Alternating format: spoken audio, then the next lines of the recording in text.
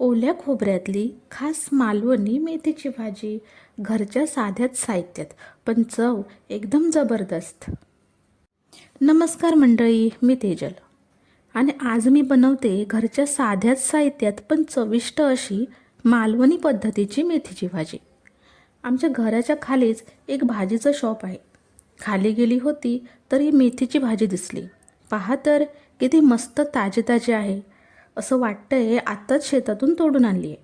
मेथीची भाजी ना आमच्या घरी तरी सर्वांनाच खूप आवडते, पण तरीही जर कोणाला मेथी आवडत नसेल ना तर एकदा अशी भाजी करून पहा. नावडती भाजी आवडती होईल. ही भाजी ना मस्त कोवळीच आहे, म्हणून मी जास्त मोठी देठं तोडत नाही आहे.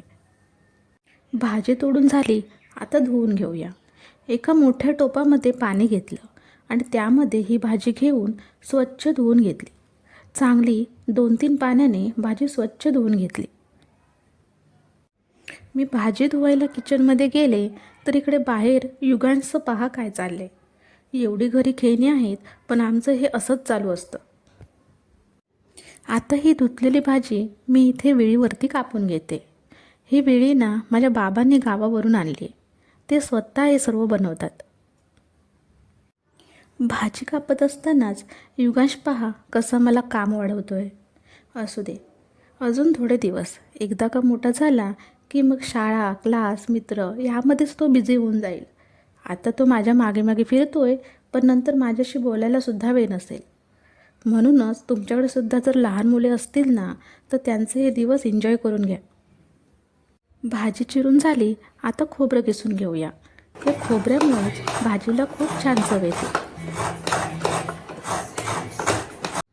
3 मोठे कांदे बारीक चिरून घेतले. 4-5 लसूण पाकळ्या घेतल्या. 6-7 ओली मिरची घेतली. ही मिरची ना थोडी जास्तच तिखट आहे. अख्ख्याच अशा मध्ये उभ्या चिरून घेतल्यात, म्हणजे भाजी खाताना मिरची बाजूला पटकन काढता येते. आणि हे ओलं खोबरं. चला भाजी फोडणीला घालूया. एका भांड्यामध्ये 2 चमचे तेल घेतलं. तेल तापल्यावर 3-4 लसूण पाकळ्या ठेचून टाकल्या. कांदा टाकला, मिरची टाकली. आता कांदा थोडासा परतून घ्यायचा.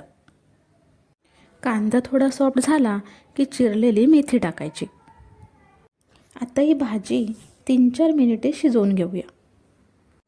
भाजी शिजल्यावर आळते, म्हणजेच कमी दिसते पहा. आता यामध्ये चवीपुरतं मीठ टाकलं. भाजी आळल्यावर मीठ टाकायचं, म्हणजे भाजीचा व्यवस्थित अंदाज येतो. भाजी तर शिजली आहे. आता वरून ओलं खोबरं टाकायचं आणि भाजी ढवळून घ्यायची. पहा तर किती छान दिसते भाजी.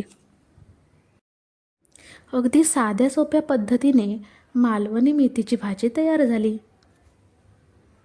अशी भाजी ना चपातीसोबत खूप भारी लागते. भाजी प्लेटमध्ये काढून घेतली.